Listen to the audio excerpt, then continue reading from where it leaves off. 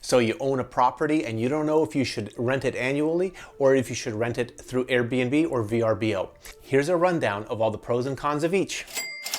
Hey, I'm Mr. Maciek, and in this channel I teach people about how to make money, how to invest in real estate, how to be a better realtor, how to buy and sell things. So if you like all of that stuff and making money in general, please subscribe below. Hey, if you know anybody who has a rental property, please share this video with them because they're gonna get something out of it and perhaps they might switch to Airbnb or to an annual. Help a brother out. Now, I've been a landlord for right around 20 years, so I do have some experience about this stuff. I'm not just making it all up. Let me tell you about some of the differences between running an Airbnb and running an annual rental. Now, just to clarify, I'm not talking about renting out a room or renting out your couch through Airbnb. I'm talking about renting out the entire dwelling and the pros and cons of doing an annual or an Airbnb. So, fun fact, YouTube Analytics is telling me that 74.8% of you are not subscribed. What is the deal? Please subscribe below and let's get those numbers better. So let's start with the most important thing that everyone wants to know, and that is the money.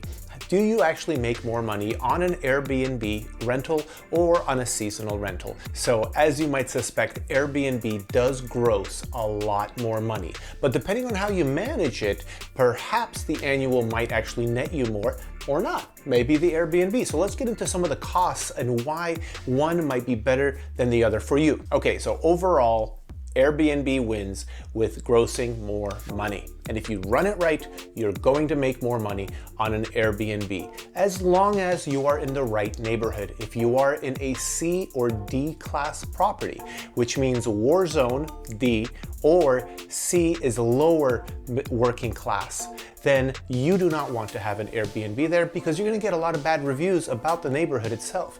And this whole process of Airbnb-ing and becoming a great superhost is about getting the wonderful reviews, because as you get 4 stars, 3 stars, or even less, people will not book with you. So your rating system is what's most important on Airbnb. Annual rentals, they don't have any rating system. In fact, even if a tenant wanted to write a bad review about you being a bad landlord or a slumlord, there's no uniform place to do that. So really, Airbnb wins this one. If you're liking this content, please click the like button until it turns blue. It really helps train the YouTube algorithm. Now, the second most important thing that people ask about is about how much time is spent. And from experience, let me tell you about the big differences between these two, and it's a drastic difference. Here's what you have to do on Airbnb. You get a message, you have to reply immediately. If you take too long to reply, let's just say 5 to 10 minutes, then you're gonna start being a lower search result on Airbnb's website. They have all these little metrics and algorithms that really try to get the people who are on top of it to stay on top of the list. So on an Airbnb time spent basis, there is so much time that you spend answering questions. Will you accept a dog? I have 45 people. Will you accept us? I mean, the silliest things. Are there any ramps in the property? How close is it to this location or that location? All these answers that they can get just by Googling for 3 seconds, but they ask the question to you, and if you don't reply or if you take a long time to reply, it's only gonna hurt you as an Airbnb host. As an annual landlord, that's quite different. Someone asks you a question, you can reply whenever you want. Now, obviously, you want to provide good service, so just reply as soon as possible. But also, if there's an issue, let's just say a microwave breaks, on an annual tenancy, you have, in Florida, you have 10 days to get that repaired. Now, on an Airbnb, it doesn't matter what the law says, you're just gonna get a bad review if you don't fix it. So really, you have to pay serious attention to the Airbnb tenant. And I say Airbnb, but I do mean VRBO as well and other short-term rentals. So you really have to be on top of all the fixing with the Airbnb, and on the annual rental, you have a little more leniency. Now, next is about upfront money spent, the capital contribution, let's call it. So on an Airbnb, you have to furnish the property. And it's not just putting in a couch with some nice pillows and a little throw and a bed for people to sleep on. You have to have a lot of appliances, little toaster, coffee maker, all these little things, ice cream scoop, I mean, you name it, all these little things that you may not have, or even hotels do not provide, but you're gonna have to provide them.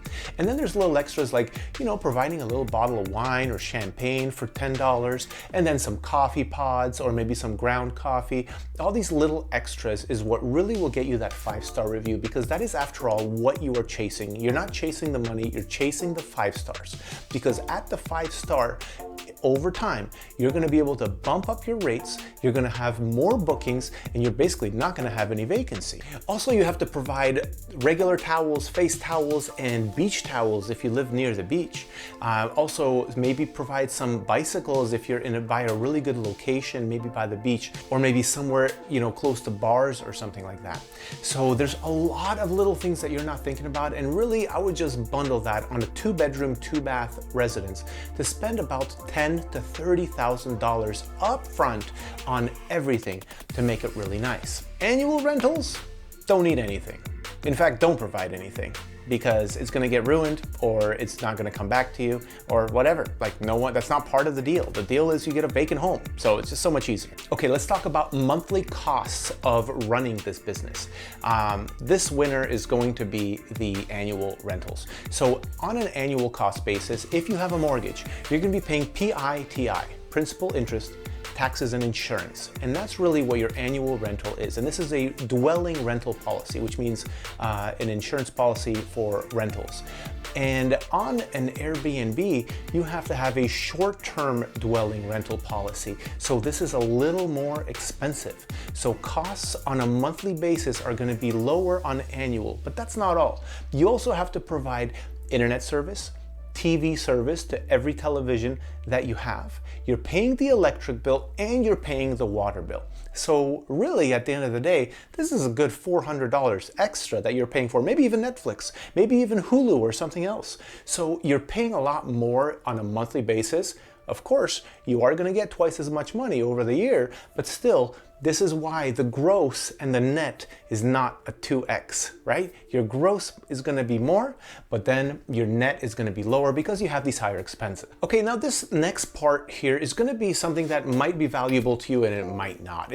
Has no monetary value, but it's really about the cultural exchange and the cultural experience. A lot of times we get Airbnb tenants from other countries. So we get to talk to people from other places with a different lifestyle and just bond with really, unique people. And that cultural exchange is something that happens week after week, or depending how long you rent it for, but it happens all the time. And we've met some wonderful people through our Airbnbs, and it's really a nice experience. Now, on the other hand, the annual rental is you put someone in and that's it. It's usually someone who works in town or maybe someone who's retired, and there's really no communication with that person. So it saves you time, but you don't get any value in that cultural exchange. All right, the next part is about cleaning and laundry. So on an Airbnb, obviously the tenant pays for a cleaning fee. Now in our case, it's $150 for the Airbnbs that we have. And for that cleaning fee, the cleaner needs to, we schedule someone to come in and clean the whole place, do all the laundry, change all the sheets, and there's a whole list of things to do. So your property gets cleaned all the time. And that's really nice, because even a stale property that just sits vacant gets dirty, dusty, musty, whatever it is that happens. So you get to really have a property that's cleaned all the time. Now, an annual rental is not going to have that cleaning. In fact, you're going to do it maybe once a year, depending on how often you have a turnover with your tenants, right? So they usually sign a 1-year lease and then, they leave. And by that point in time, you're probably going to clean it or paint it or do something, whatever's required. But one of the things that people don't think about is laundry. If your Airbnb does not have a laundry facility, then you're gonna have a problem. Either that, or you have to buy doubles of everything. Your sheets, your pillowcases, your towels, your small towels, big towels, everything that you wash, right? Having a very good laundry facility, and I'm not talking about a stackable washer dryer. Those things are small and they take forever. I'm talking about really good machines. There's a lot of laundry that gets done. Now the cleaner is supposed to do this, but the fact of the matter is, in reality, some people check out late, some people check in early. And if you only have 4 hours between your check-in and check-out, or 6 hours, I find that is not enough time to get all the laundry done. Now on an annual rental, you don't do any laundry. Okay, the next one, I kind of touched on it just a little bit, but it's about the better upkeep on an Airbnb short-term rental because of the cleaning, because of the quality of the tenants, because of the fact that it's always being monitored. I mean, you are going in that property almost every single week, monitoring what is going on. And if you see something weird, if you see something damaged, it just gets better upkeep. Now on an annual rental, you might not at all visit this property. I do recommend you go into your property at least once per quarter and do a quick little inspection, but a lot of landlords don't. So they don't get to see what's actually happening at the property until the tenant moves out. Okay, next, let's talk about the local laws. So pretty much everywhere that I have heard of allows annual tenancy. So the annual tenants, local laws permit this. And short-term rental, not so much, especially with big hotels cracking down and pressuring the local governments to not allow short-term rentals and enforce the fact that they're breaking the rules or the laws in some cases. What's happening is that Airbnb is kind of like a gray area that people are surfing. So in Sarasota County, we have the city of Sarasota and we have Sarasota County. I recommend you look this up in your local jurisdiction where you live to make sure that you're not going to get fined. So in the city of Sarasota, we have a 7-day minimum. In the county of Sarasota, which is very big, it spreads amongst many cities, we have a 30-day minimum. And the city is within the county, but they have a separate enforcing force, it's code enforcement.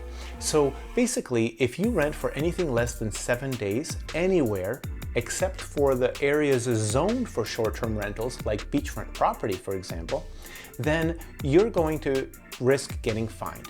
And in the county, anything less than 30 days, then you are going to get fined. And how much is the fine locally? $5,000. At least that's what I heard last.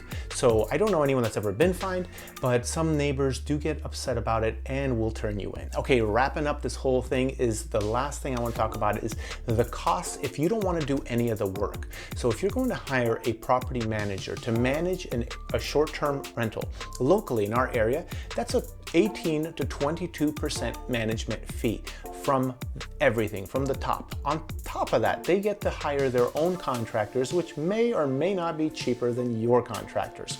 So managing with a property manager is going to cost you twice as much as an annual rental, because annual rentals are right around 10%, sometimes 8, sometimes 11. It really depends what class you're dealing with. The lower income properties have a higher percentage, and the really nice stuff has a slightly lower percentage. And one more thing I want to mention is about the security deposit if there's any damage.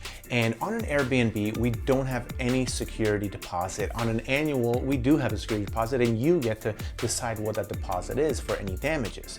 Now, very rarely, probably 1 to 2% of all the Airbnb tenants that we have had, there has been either excess dirt and garbage and trash left, or someone did not follow through with the checkout process.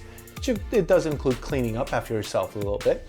And in one case, we have had vandalism.